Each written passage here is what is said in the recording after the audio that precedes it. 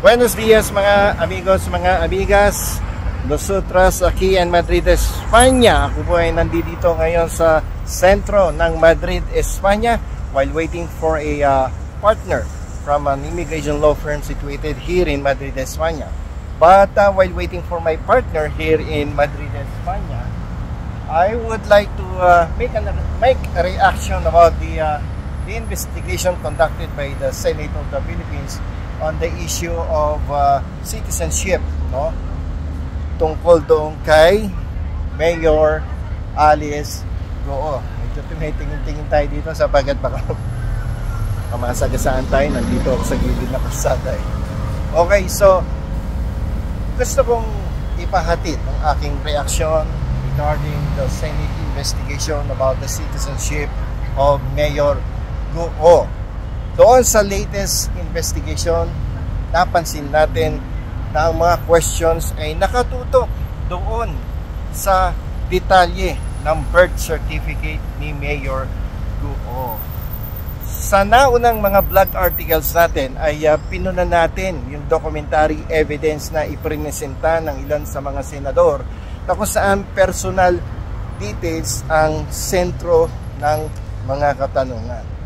Pinaliwanag natin sa nakaraang blog article na kapag documentary evidence, ibig sabihin dito, dapat yung taong tinatanong mo ay may personal knowledge doon sa mga detalye ng documentary evidence. So medyo nakakatuwa, no? Dinigap ng dinigap yung birth certificate. Tinanong si Alice Goo, si Mayor, about the details of the birth certificate. Eh wala namang personal knowledge si Mayor Goo doon. Sana ang tinatanong mo, the person who prepared the birth certificate, and usually the person who prepares the birth certificate is the komatrona, yung doktora, at yung mga magulang na siyang nagbigay ng detalye tungkol sa araw ng kanilang kasal. Kung kasal yung mag-asawang nagbigay ng buhay do sa taong nakasulat do sa birth certificate. O kaya yung kumadrona na siyang inutusan naman ng mga magulang upang iprepara ang birth certificate. O kaya sino mang tao na binigyan ng otorisasyon, no, na magbigay ng mga personal details doon sa birth certificate. So if you will be asking a person who has no personal knowledge about that documentary evidence, and in this case the birth certificate, then that would be considered as hearsay evidence. So ano nangyari? Nasayang ang oras sa investigasyon. Wala kang mahihita doon. So dapat ang pinatawag mo yung komadrona, yung doktora, yung magulang na nagsumite ng birth certificate sa local civil registrar, at hindi yung batang ipinangak. Eh anong malay nga naman noon, no?